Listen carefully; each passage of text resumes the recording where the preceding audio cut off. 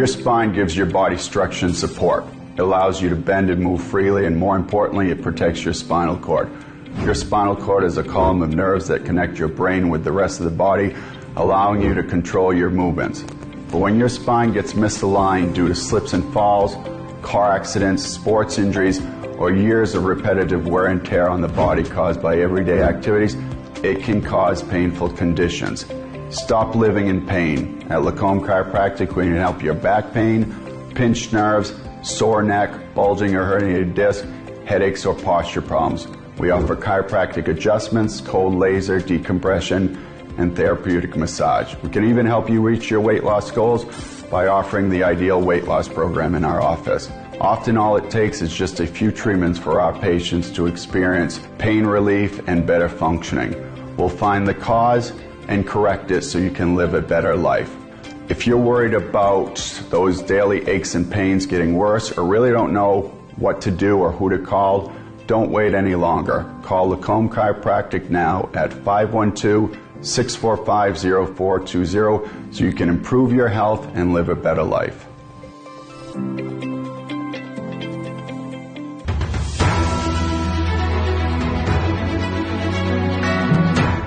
Broadcasting live from Houston, from the space city to the world.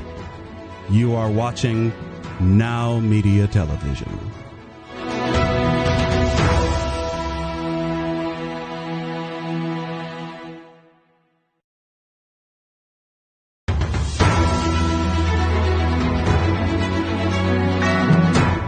Broadcasting live from Houston, from the space city to the world. You are watching Now Media Television.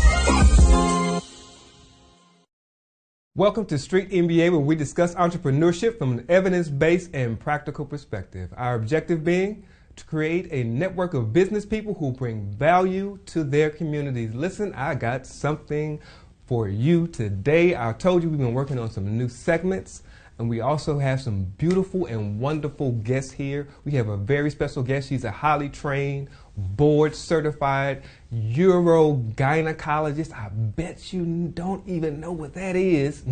And female pelvic medicine and reconstructive surgeon. Listen, heavy hitters, we got them.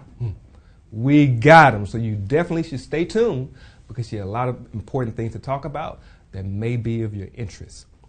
But listen, you got to know about what we're talking about today. And I got a quote for you.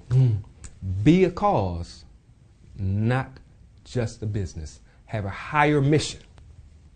I'm going to say it to you again. Be a cause, not just a business. Have a higher mission. That's actually something that we're talking about in that program that I told you that I'm in right now. It's not just about you doing stuff. It's not just about you making money. It's about adding value. You hear that in the intro. Every single week we talk about bringing value to our communities with our businesses, not just providing jobs, because that's very important that people provide for themselves and their families.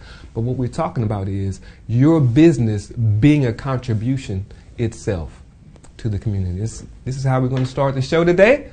I need you to stay tuned. You're watching Street MBA.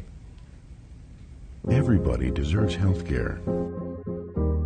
Home, food, education, justice, respect, dignity, equality, life.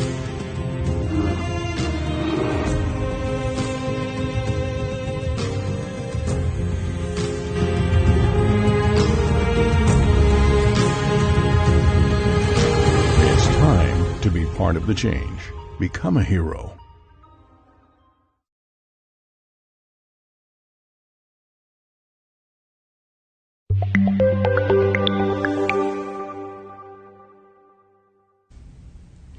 Welcome back. Listen, I tell you, we got some new segments for you. In fact, we have a news segment. Expect big holiday sales on everything but jewelry. Retailers have already signaled big sales are coming for the holidays with one major exception. Stores are looking to offload overstocks of clothes, shoes, toys, gadgets, and furniture, but jewelry might evade all that deep discounting. So, if you're thinking about buying that special ring or something special for your lady, you might want to get on it right now. Also, the peak period of the spending and everything is going to affect your business. So listen, you want to get in front of or behind what's going on out there in the marketplace. There are many new flashy, lavish tech products to compete with jewelry this year. More importantly, jewelers aren't struggling with excess inventory that has plagued much of the retail industry. Well, let's talk about Amazon. They actually added the second Prime Day sale to the calendar. Amazon is adding another Prime Day sale. The company announced Monday that the sale, called Prime Early Access Sale, would take place October 11th through the 12th. The 48-hour event is only for members of its Prime subscription program and will feature discounts on hundreds of thousands of items. It's called the Prime Early Access Sale. It will be available in 15 countries, including Canada, China, France, the United Kingdom, and the United States. Amazon is following its rivals and getting a jump start on the holiday shopping season. Walmart announced last week that it will start its holiday sales as early as next month, and Target said its shopping kickoff, called Deal Days, will be held October 6th through the 8th. So what we're talking about is that good old Black Friday sale started early. That's right. What do y'all think about all of the work from home stuff? Well, a major new survey from Microsoft shows that bosses and workers fundamentally disagree about productivity when working from home. Bosses worry about whether working from home is as productive as being in the office. While 87% of workers felt they worked as or more efficiently from home, 80% of managers disagreed. The survey questioned more than 20,000 staff across 11 countries. According to Microsoft Chief Executive Satya Nadella, we have to get past what we describe as productivity paranoia, because all of the data we have that shows that 80% plus of the individual people feel they're very productive, except their management thinks that they're not productive. That means there is a real life disconnect in terms of the expectations and what they feel. So what we need to keep in mind is some real productivity metrics. Let's talk Tesla. Tesla is recalling nearly 1.1 million cars in the U.S. because the windows might close too fast and pinch people's fingers. Watch yourself out there. Documents produced by American regulators show that windows may not react correctly after detecting an obstruction. Tesla chief executive Elon Musk criticized the description as a recall, calling it outdated and inaccurate. The car giant says a software update will fix the problem. The National Highway Traffic Safety Administration says the fault is a safety standards violation. Tesla discovered the problem with the automatic windows during production testing in August. Owners will be notified by letter from the 15th of November.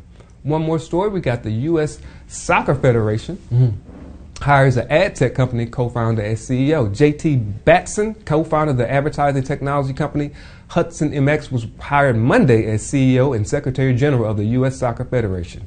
The 40-year-old replaces Will Wilson, the uncle of former Indianapolis Colts quarterback Andrew Luck. Wilson announced in June he was leaving on October 31st after just 2.5 years. He took over from Dan Flynn, who held the job from June 2000 until September 2019. Batson has assumed his new role at a key time for the Federation. The U.S. men are headed this November to the World Cup in Qatar after missing out on Russia in 2018. The U.S. women are the top-ranked team in the world and will defend their title at the Women's World Cup in Australia next summer. The United States will also jointly host the World Cup with Mexico and Canada in 2026. Well, here's an exciting story out of Mexico. We don't hear very much news out of Mexico, so I look forward to offering these little tidbits about Mexico. Offering the vegetables of Mexico with the flavors of the world, this guy has a new vegan burger. The objective of Pablo Rey, founder of Food Brainers, food companies that created the meat-flavored vegan burger. In 2019, Pablo realized that there was little presence of vegan products in the market, which motivated him to innovate and apply his knowledge in food production that he acquired in Argentina and work with different vegetables to create artisanal bread and vegan burgers. Unlike chefs who create their art in the kitchen, Pablo and his team develop their products in the laboratory, where they work with products such as lentils, beets, peas, oatmeal, and celery. Innovation led the company to market its products in retail with the support of Adopt a SME from Walmart. The company is present in 185 stores. With this tasty news, it's time for a commercial break, and we're going to be back with the dynamic and awesome Miss Terry Ann Dr. Terry Ann coming after the commercial. You're watching Street MBA.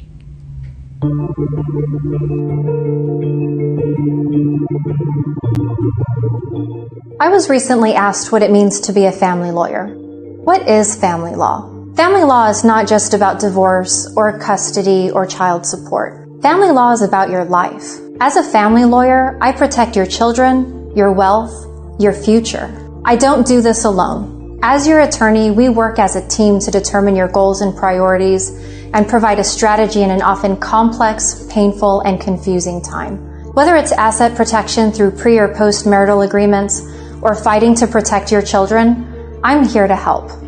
My team and I bring decades of combined experience to support you and your family in all aspects of family and wealth planning, from estate and legacy planning to divorce and child custody issues to representation in complex litigation cases.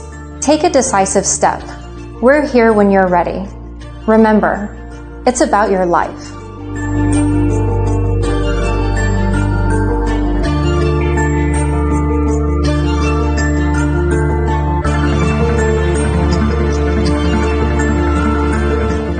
Are you a small business owner who's overwhelmed and exhausted? You've tried many strategies, but your business just isn't where you want it to be. You wish someone would give you a roadmap to grow your business so that you can finally live the life you've imagined. Now is the time to get crystal clear on your business strategy so that you can work smarter, not harder. With our support, you can fully step into your CEO role and run your business rather than your business running you. Hi, I'm Jen Drago, award-winning strategist and business coach. I help entrepreneurs and small business owners develop a laser-focused roadmap so that they can earn more, work fewer hours, and amplify their impact. Let's face it, most of the small business advice that's available online is cookie cutter and filled with fluff that will never serve you. It's time for you to stop doing things that aren't moving your business forward. I will help you develop an actionable, focused plan to grow your business in a way that lights you up. Contact me today at peaktoprofit.com to get started on your business growth roadmap. Hey, welcome back to Street MBA. I told you guys I got the doctor. Yes, she's going to explain to us and the entire world what a urogynecologist is. But first, we have to introduce her, Miss Dr. Terry Ann Samuels. Welcome to the show. Hi, morning. Great to see you guys, and thanks so much for having me. Well, good morning to you. So the first question I ask almost everyone on the show that comes on the show for an interview, I ask you, how did you get into the industry of being a doctor and wanting to practice medicine? Kind of something I've wanted to do since childhood, and then it's just kind of, it evolved. Went to medical school in England, subsequently. Okay, but where are you from? I'm Jamaican. Okay. And from there, went back to Jamaica for a little bit, worked, and then. So you did all of your undergrad, your residency, all that stuff in England? So the undergrad portion, so medical school was in England, but my residency and my fellowship training were both in New York. Oh, okay. Yeah. Okay, so you were a worldwide student. I guess so. Student of life. Okay. So when you were in England, what kind of influences did that do for you in your career? What did you take from England? Well, in England, it's socialized healthcare. So, which is a kind of a... It was socialized healthcare when you were there? Yep, and still that way now. Is that right? And we still can't get it, but please continue. From a student perspective, it was wonderful. There was no stratification in terms of patient care. There was no VIP. A patient was a patient was a patient, and you do your best for every single one of them, and that's what we were taught, and that's how we were trained. And the population there is really, they're just fantastic people. So when you came back to America and began to practice, did you have to make some adjustments in regard to that? Oh yeah, it was very, very different. I think that you bring the economics into medicine, which we didn't really train with. And initially when you're training and you're just getting you're getting good at what you do, which is what training is, and then you come out the other side, and then you have to actually deal with the economic side of it. It was are you speaking in reference to running the practice in reference to your business, or running a practice in reference to just dealing with patients at all? Because you didn't come in initially as someone who owned a practice. Am I correct? No. So I went through the academic route. I worked for a couple of academic institutions and then a couple of multi-specialty groups. And the reality is that I've had. So you were teaching when you say you went the academic route? So I was teaching initially, and this is right after your residency. And this is right after fellowship, yeah. Okay. And so you go into then you get into the private side of healthcare, and then you recognize how important it is, fortunately or unfortunately, as a physician, to understand those economics in order to, as we've talked about, bring value. Right. So I think it's unfortunate that we have to spend time to do that, but that's the only way that we're going to understand our patients and what they're going through on the other side. So let me ask you this. Let's go back to England just for a moment, please. In England, in reference to medicine, you said there's no hierarchies or no really financial considerations in reference to care. So are you saying that there aren't doctors that rich people can go to and get exclusive care? There are. I mean, you can pay for private access beyond the socialized healthcare system. Okay. But two considerations is that to be able to do that, you were talking about these docs have had to be in training for at least 10 years, so they're what they call consultants. Okay. And so, and in addition to that, you also for most of your needs, they're really taken care of by the government system. Okay, so you're saying that people don't want concierge medicine or anything like that in England because it's just so good? Well, like a regular doctor? Listen, there's no perfect system, right? So the difficulty is that you're providing care for a large population, and therefore there are going to be issues with certain waiting times and access at certain points. But that still exists here, except that you bring the cost consideration into it. So neither system is perfect, but again, the flip side of it is that if you're in England, you may, the downside is, say you need something that is semi-elective, such as a knee replacement, you may have to wait to do that. But on the other side, if your child goes in and has an emergency appendectomy in the middle of the night, it's not going to bankrupt your family. Right. So it depends on how you view healthcare and what's important to you. Okay. I've always wondered about that in reference to England, because they talk about it being, well, it is a socialized medicine and everything. And I always wonder, what is lost, what is gained in a system like that, because it's very concerning for me, because as an insurance person, I have two different opinions about the government taking over the healthcare system, because does that mean the doom of the healthcare insurance industry? Right? That's a consideration. That is absolutely that is the revenue driver of my business. But then I also think about our society as a whole. So it's not as if I can't move into another industry. So I wouldn't want to hold back society if that was the good for society. But here's the thing: Americans built on capitalism. Therefore, even if we go, why are you smiling so big? The problem is the difficulty, from a physician perspective, is capitalism doesn't keep you alive. Capitalism doesn't necessarily make you healthy. And no, so that's not the objective at all. Mm-hmm. No. Yeah. No, but please continue. Yeah. So that's where there is that divorce in terms of our thought process as physicians, and how the question is, how can we meet? I mean, the ideal system is going to be somewhere in the middle, right? Mm-hmm. And how can we take steps to make that happen? I think we approach healthcare with very much bipartisan strict views, and it can only be black and white. And I think it just really takes some smart people to sit down and say, how can we provide the best care for this population of people? So, wait a minute, what are you talking about? Like, so I'm not saying I can be rude, because I'm I'm me. I'm a jerk sometimes. Absolutely. But as well as I do that. I can't say there's no one sitting around saying, how can we improve the health? Because the health and human services people, they're dedicated to doing just that. And there are lots of doctors just like you out there who are dedicated to doing that. But we know that there's a legislature that sits in between big corporations in reference to health care and the actual administration of the healthcare. So that entity isn't so concerned about how healthcare is impacting all of society. It's really how is healthcare impacting our business.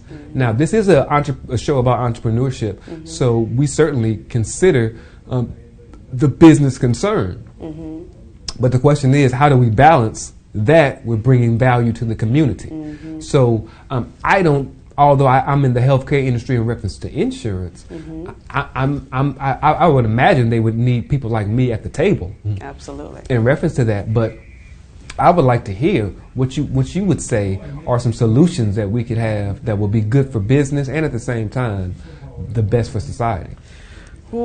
Again, I think that having lived on both sides of that coin is to create a hybrid system. Okay. I think that you have to have a hybrid system where insurance is involved, but that basic healthcare needs are met.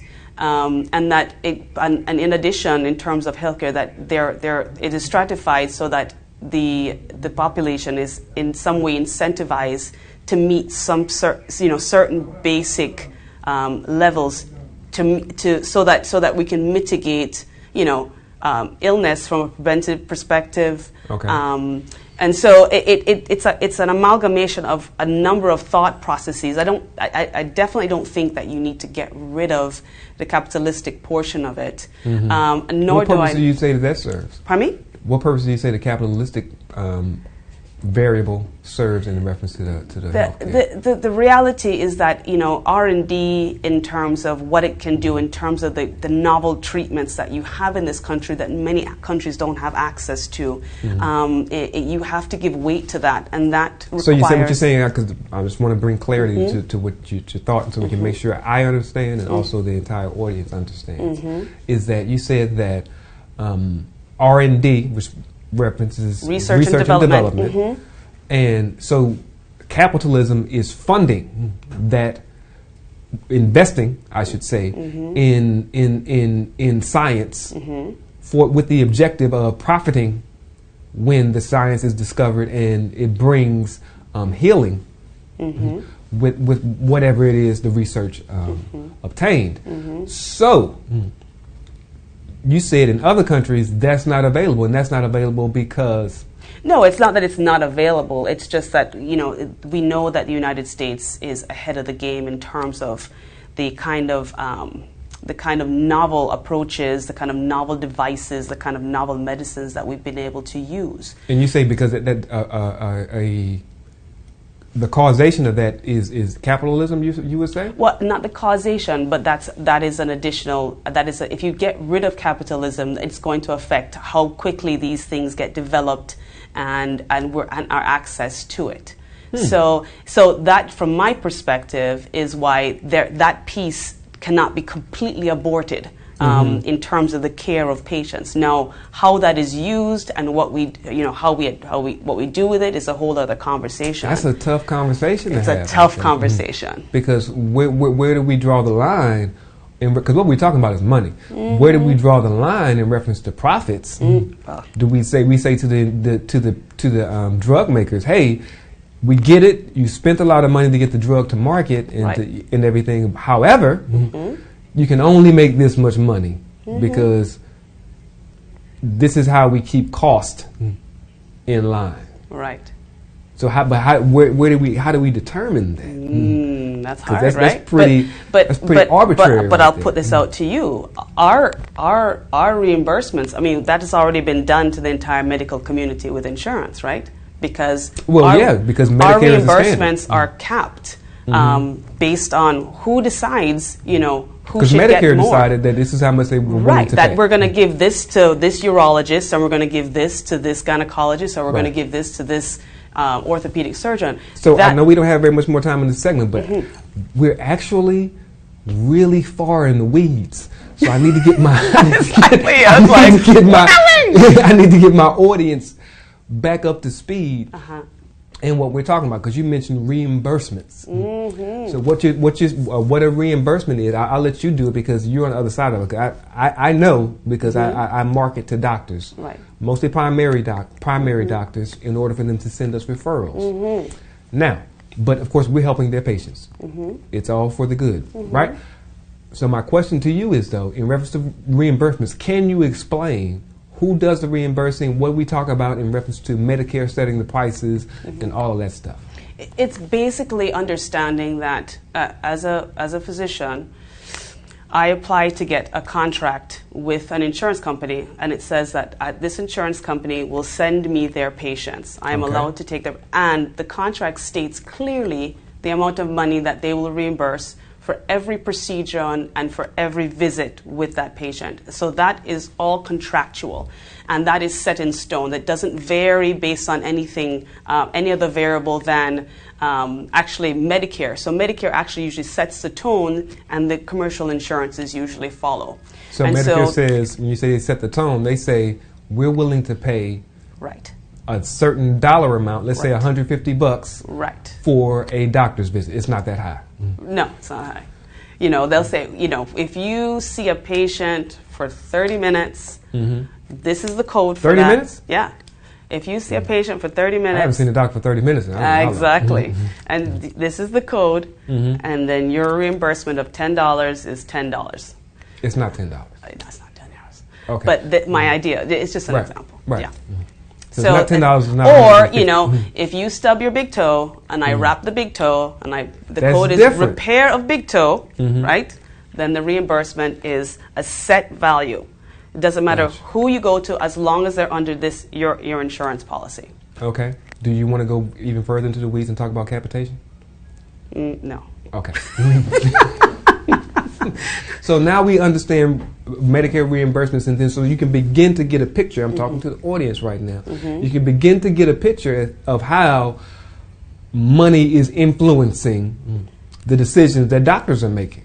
Because I made a little slick comment that I haven't seen a doctor for 30 minutes. And I don't know how long. I don't know if I don't know if I necessarily want to be with the doctor for 30 minutes, because I think you guys are a little weird. Because you get to ask questions that other people don't get to ask. I'm just saying. No, I hear you. So I don't necessarily want to be in the doctor's realm where you're probing me for 30 minutes. Nevertheless, is that what you're being paid to see me for 30 minutes? No. No, we get a little bit more than that, but not much more. No, I'm saying, I'm talking about the dollar amount. Are you supposed to be seeing me for 30 minutes? No. It varies based on specialty, based on the type of visit that you have. But those numbers are being squished. And that's why you're not seeing an average physician for 30 minutes, because that number is being squished. And as physicians, our overhead doesn't change. It costs the same as any other business for us to keep the water on, to keep the light on, to take out the biohazard, to everything else, all of the basic overheads you have to run a medical practice. Those are variable, right? although they should be a Those little are bit. fixed. They should be, but they change. And unfortunately, our reimbursements don't change, and they don't ever go up. So wherever our reimbursements are, they continue to go down. Even with all the money coming into healthcare. Right. Wow, that's interesting. Yeah. So you already mentioned your business specifically. We want to go into that and dive in deep to talk about what a urogynecologist is in the first place. So when we come back, please stay tuned because we're going to dive deeper into the business of urogynecology with Dr. Terry Ann Samuels. You're watching Street MBA. Hello, my name is Colleen Meagle and I'm an attorney. Let's talk business. Do you have a business that you want to buy or sell? It's crucial to get an attorney involved sooner rather than later in any sale process because the moment that documents are signed, your leverage goes right out the window. So make sure that you get what you really want and protect yourself in the process. So if you're looking to sell, let's talk. I've handled acquisitions for Fortune 200 companies and helped numerous business owners discover how a great lawyer is a partner in a transaction, guiding you through the process and preventing you from making mistakes that can cost you thousands. My goal is to provide my clients with focused, cost-effective, yet practical legal solutions. So let me help you with your legal needs. Call me today, 713-300-9662.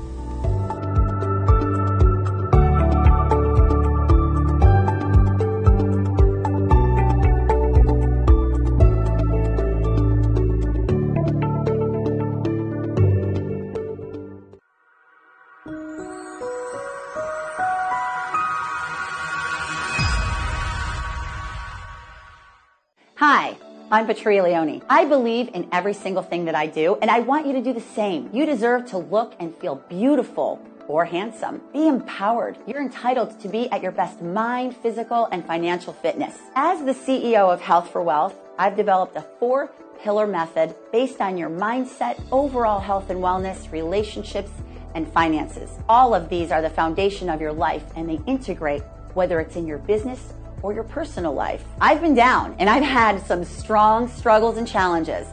And I'm convinced that every habit and behavior creates your choices and you become the sum of your choices.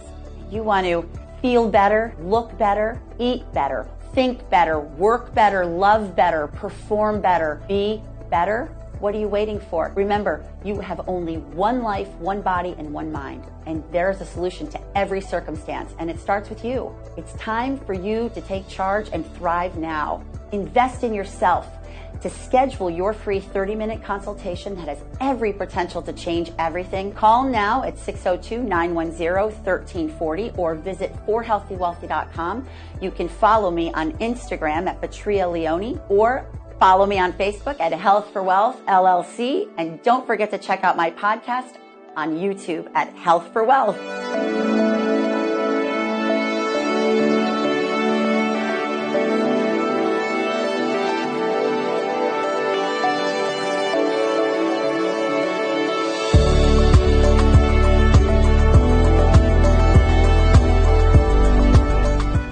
Welcome back to Street MBA. We got Dr. Terry Ann Samuels, and she is about to explain to us, because she's already explained reimbursements.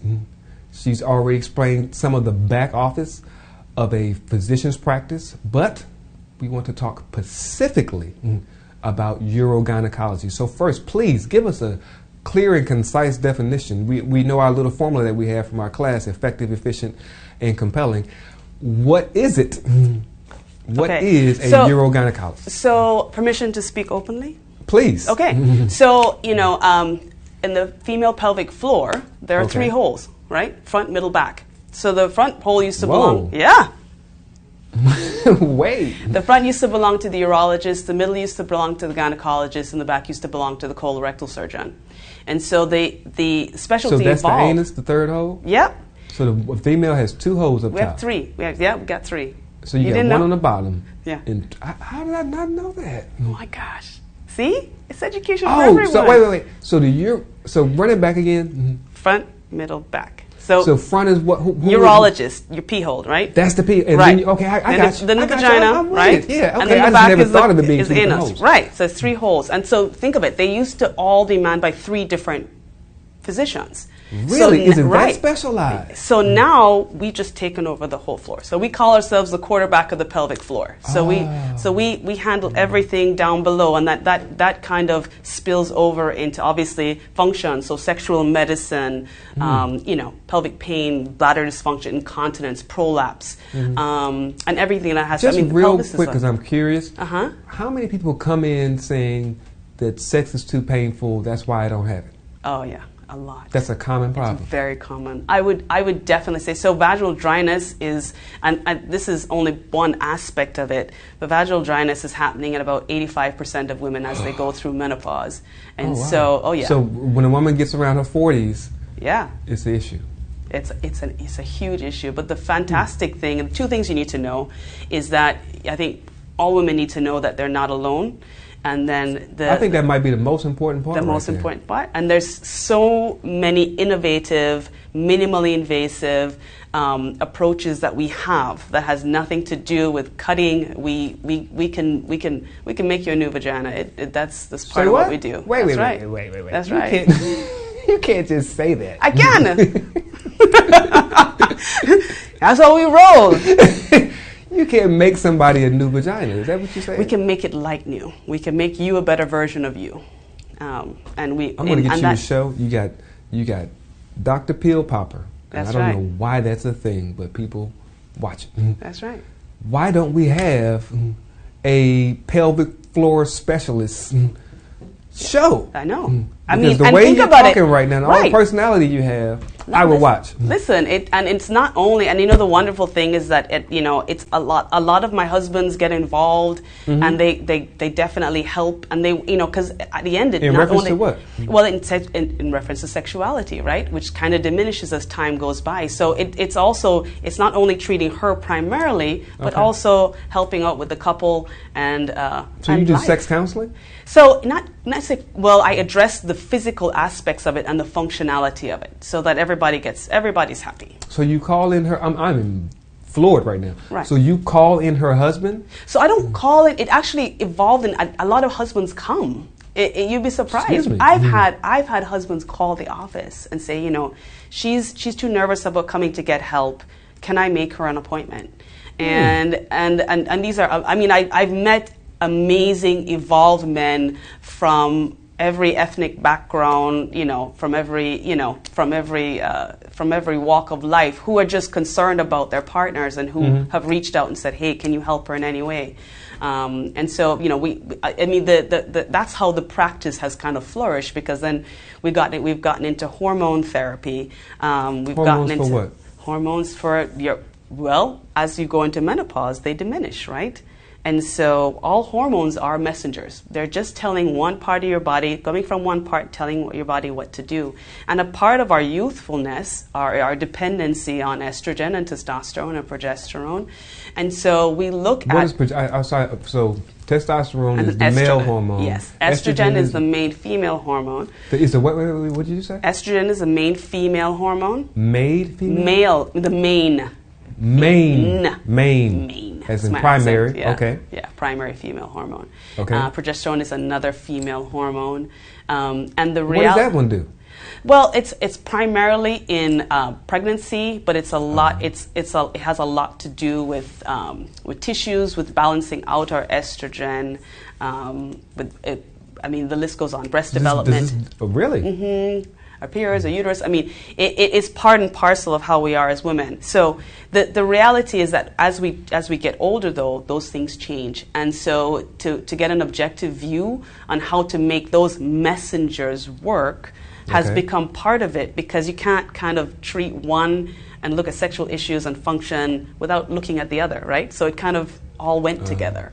So that's how the practice has evolved. Mm-hmm. So you initially started. You didn't initially start out as a pelvic floor specialist, certified or whatever. So I initially started as a barn door surgeon, right? Who did what? A surgeon, barn door. Just what does that mean? Good old fashioned. Here's a pathology, operate on it and fix it, right? What do you mean by pathology? it means anything wrong, right? Okay. Anything structurally wrong was how we kind of dealt with it. Our primary way of dealing with it was to get a knife, go to the OR, and we're gonna fix it. And that works for certain types of issues, but we now look at the gray area. What happens before we get to that extreme, and what else can we do to improve that? And that's that's been the beauty in terms of how the practice has evolved. And being a solo practitioner is that I can kind of look at things. I don't seek approval from any other hierarchy or hospital administration, and I can actually spend more time with my patients just because the practice is mine and I can do things the way I like to do them. So let me ask you this, because we need to talk money. Let's talk money. I'm a doctor. I can't talk money. Sure you can. We do everything for free. What are you talking about? We had a bit of a conversation about, are you a business owner or are you a physician practice? And do those two ideas diverge? Right? Yeah. But I have a quick little question for you before we get into that discussion. I would like to know, are you contracted with the insurance companies as both a gynecologist and a urologist? And do you get paid separately for those things? If you don't mind answering that question. I'm contracted as a urogynecologist. Really? Yeah. Yeah, and I don't take all insurances at the moment, but it is a urogynecologist. Urogynecologist. So, for the sake of your business and our audience who are interested in interfacing with your practice, what insurances do you take? So I take Medicare, I take Blue Cross Blue Shield, and United. And United. Do you take all the Blue Cross Blue Shield plans? Do you take the Advantage Network and the Choice Network? Yes. Okay, so most HMO plans this is for the people out there. Most HMO plans in the state of Texas. The Advantage Network for Blue Cross Blue Shield is the HMO network. Yes. The Blue Choice network is for PPOs. And then there's also a Blue Essentials network, and that's mostly employer-sponsored HMO plans. You guys take those as well? Well, hold on. I don't know about the essentials. Okay. So I'd have to clarify that. Okay. That's not my area of expertise. You have a billing person? I do, yes. Okay. I have a wonderful team that kind of gets that sorted. So lets me be a physician. Okay. I'm just letting you know. So this is for the audience to know in reference to this specifically. If you would like to use her services and you have a Marketplace or Obamacare Blue Cross Blue Shield plan, then she's likely to be in network for your Pacific coverage. Now, that's of course if you don't have My Blue Health. Most likely you're not in network for My Blue Health. Okay. I'm being technical because the people out there know what insurance card they have in their pocket. So they can look at that insurance card and tell. Even though you may not understand it as much, that's all right. Your billing person has got you covered. Exactly. So, but my question to you in reference to your business, when they talk about lowering and capping costs for prescriptions, that's something that the legislators did. Joe Biden did recently. How does that affect you? That's I haven't had time to think about that. I think it gives obviously patients more access to prescriptions, especially since a lot of the prescriptions that we're dependent on these days have become generic. So that additional cost is kind of mute at this point. So yeah, I mean, for me personally, and my business or my practice, I've not given much thought to it. Okay, but your patients, especially the older ones, I'm ecstatic about them. I'm ecstatic about them getting more access. It's what we all want, right? And where it becomes very difficult in a situation where we're not in socialized medicine. Right. So here's a question I got for you. Let's pretend that we have a time machine, right? And you can go back to the day. What year did you start your business? So 2016. 2016. So if you could go back to the year 2016 with the knowledge you have right now, what is the lesson that you would take back to your 2016 self and inform yourself of so you could be prepared for what you're doing now today in your business? I think the 2016 self, I think getting more basic business knowledge at the outset. Okay. I think, you know, we're not trained to own a business. We're trained to be physicians and surgeons. Oh, we just went back to that previous conversation. We just went back there. Come on with it. so that person, I would have told her to take a little bit of time and get some basic business knowledge. I think we even shy away from that because we don't want to be seen as a business. Why not? Well, because I think, you know, and myself included, we don't want to see our physicians as people who actually have to earn a living. We want them to be seen as a practice. I think that the difficulty is that... When you say practice, what do you mean? Is something that you're just doing altruistically? You're doing it just because... That's why it's called a practice, right? And it's always been a business. From the voodoo doctor, right, you know, who in the village, you paid him in potato. I mean, you know, there's all... Potatoes, really? Yeah. Or sweet potato. I mean, it depends on where. I know, Jamaica, Africa. I know that. So, you know, it's always been a business. The difficulty is that in order to bring value to your patients, then you need to be able to afford, obviously, your basic overhead for the place to practice, but you also need to afford good quality staff. I mean, you know, medicine has mushroomed. It's no longer a one-person job. You need a team, right, and you want people on that team, and you need to be able to afford them so that they want to stay on your team and they can flourish and grow and develop.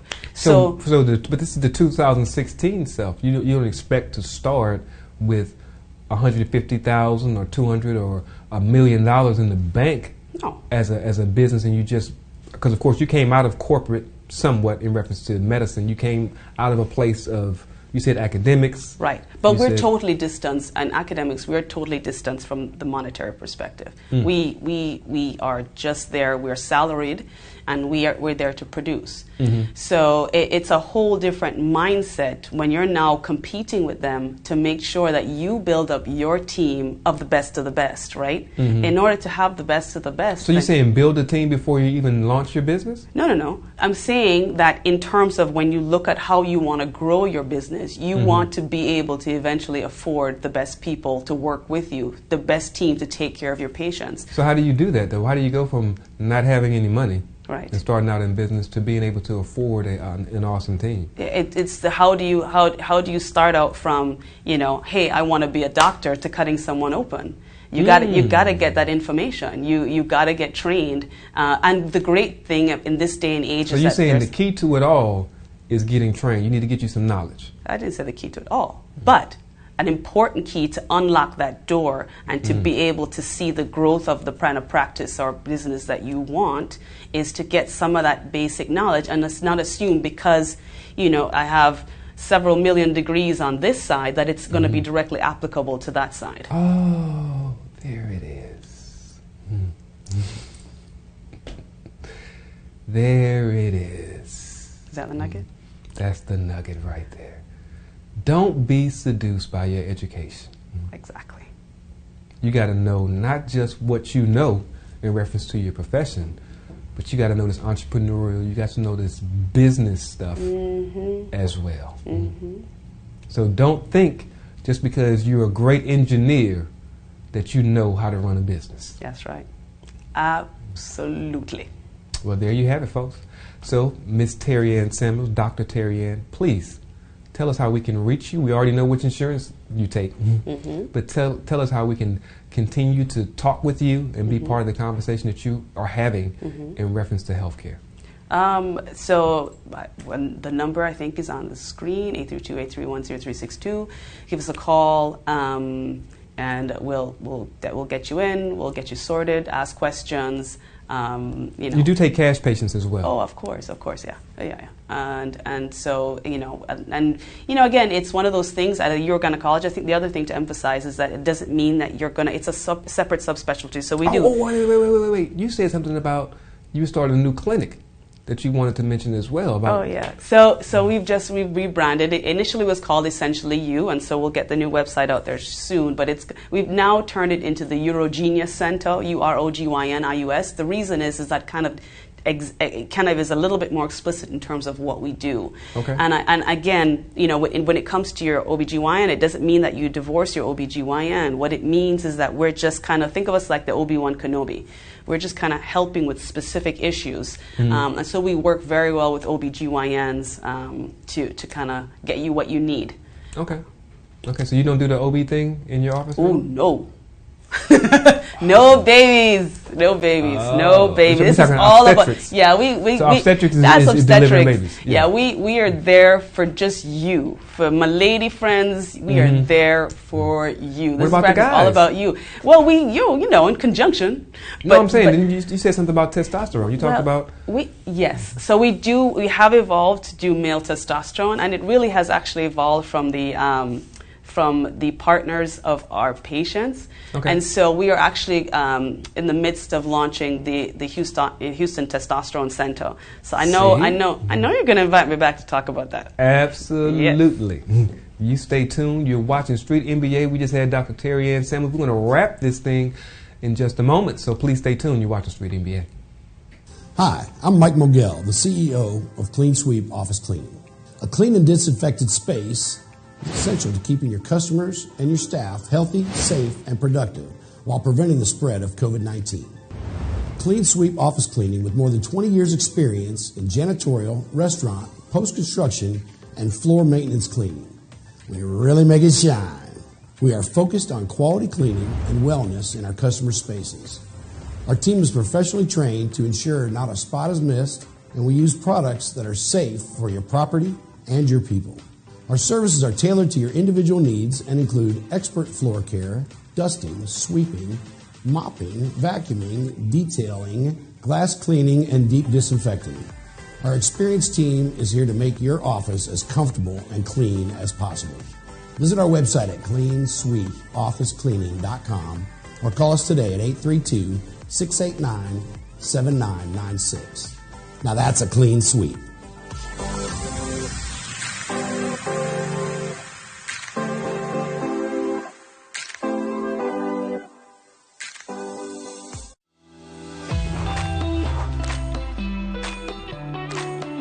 Hi, my name is Elias Basabe, founder of Little Maria's Cafe restaurant in West Houston, located in 2901 Wilkers Drive, Suite 137, first floor. Here you will find a family-friendly and relaxed environment where you can enjoy a delicious homemade breakfast, lunch, and dinner. We know you need to get to work fast, and we want you to enjoy a tasty, quality, and healthy homemade food. So come and visit us for a great, nutritious meal at an affordable price. We specialize in tasty breakfasts, deli sandwiches, fish, even barbecue cookouts. Little Maria's Cafe has it all. We only use the great quality of boar's head meats and products. Just like you, we love to get you up early. Little Maria's Cafe is open from 7 a.m. to 4 p.m. You can dine in with us during breakfast, lunch, or dinner, or we can have it ready for you for pickup. Visit us today on the first floor of the CMPC Center at 2901 Wilkers Drive, Suite 137, first floor. Order now at 832-667-8376, Little Maria's Cafe.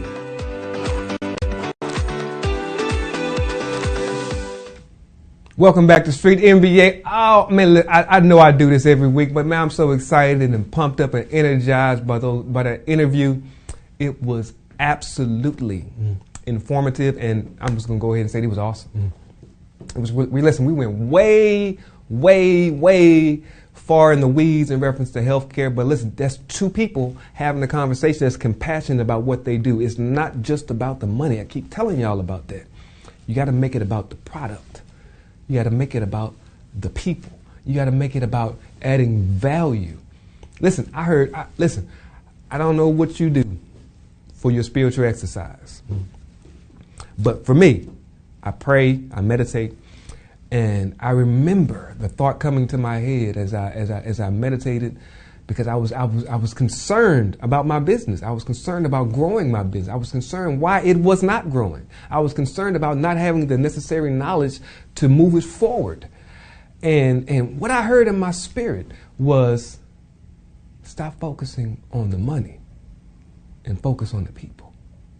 Listen, I heard a very successful person say this recently. They said that they became successful when they made it their objective to make their customers and their vendors, all the people that were connected to their business, to make their businesses better and make their lives better. That's when that person's business shifted. Now, we always talking about people don't tell us stuff. That, somebody, if I had a mentor, if I had a trainer, if I had somebody to tell me how to do something, I could do it. Those are all excuses now because we have access to YouTube where people put stuff up for free. Listen, this show is on YouTube, and we teach every single week. Listen, we got news coming from Mexico now. This thing is blowing up. Listen, we talking about doing mentorships and segments where we take somebody from the very beginning and bring them along and show them and incubate. We help them hatch that idea that they want to bring to the world, that value they want to bring to the world, and then move on to being a successful enterprise. That's what we're trying to do here with this right here. So you got the news, right, about business. You got actual people doing business, entrepreneurs out there working in the trenches, telling you that you need to not just be specialized in what you do and what you bring to the world, but you also need to come back around to that circle to the beginning and learn about running a business. Do some research on what business is and how you can do it effectively and do it right. You don't have to learn everything the hard way. God, I wish I could have got that message years ago. You don't have to learn everything the hard way. You can take people's wisdom at face value and behave accordingly. Everything does not have to be a hard lesson that you learned and you lost $1 million so you would know not to invest in merchant accounting. Like we had Juan Guevara on here talking about that before. We can just learn from Juan. Don't do that. Right? That's why we have the show on YouTube. So you can get all the don't do that's that you possibly need in regards to business so you don't make those same mistakes and bump your head up against the wall over and over like we have already done. You learn today talking to the doctor. Get your research done. Do your research in reference to business. Learn what it is to be a business owner. I would even recommend that you get a mentor, someone you could actually shadow and see how they do business. Someone that'll say to you, hey, have you done this yet? Hey, have you called this person? Hey, I know what you're trying to do. Call this person right here and they can help you. Listen, there's another little quick little quip, and it says, when the student is ready, the teacher will appear. So do what you need to do to prepare to be the entrepreneur and business leader so you're prepared when somebody comes along to give you that opportunity. You're watching Street MBA. I want you to watch us on YouTube. You can search Street MBA, please, like and subscribe. I want you to do business with GGC Group. That's our health insurance. What we do, we also do life insurance as well. We're having a big event for our people this Thursday. This show will air on Wednesday, and it will also air on Thursday as well. But we're having a big event that actually starts 4 o'clock here in the city of Houston that we're doing for our seniors. We can't wait. Listen, my office is absolutely abuzz with prizes and all the preparation we're doing for our seniors. We can't wait to bless our seniors. But listen, I just told you, your business will begin to grow when you shift your focus. Shift your focus to bringing value to the people that are around you, and watch your business, watch your life change. That's what's actually more important. That's what we're really talking about. Really, business is just a euphemism for our lives. So, you're watching Street MBA. I want y'all to stay tuned. Watch us. tweet us, share us, everything you possibly can. You're watching Street MBA.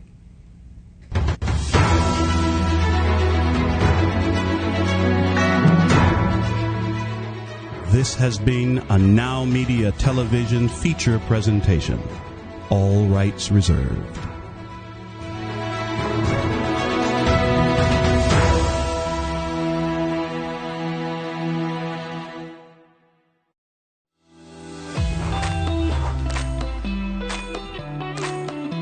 Hi, my name is Elias Basabe, founder of Little Maria's Cafe Restaurant in West Houston, located in 2901 Wilkers Drive, Suite 137, first floor. Here you will find a family-friendly and relaxed environment where you can enjoy a delicious homemade breakfast, lunch, and dinner. We know you need to get to work fast, and we want you to enjoy a tasty, quality, and healthy homemade food. So come and visit us for a great nutritious meal at an affordable price. We specialize in tasty breakfasts, deli sandwiches, fish, even barbecue cookouts. Little Maria's Cafe has it all. We only use the great quality of bird's head meats and products. Just like you, we love to get you up early. Little Maria's Cafe is open from 7 a.m. to 4 p.m. You can dine in with us during breakfast, lunch, or dinner, or we can have it ready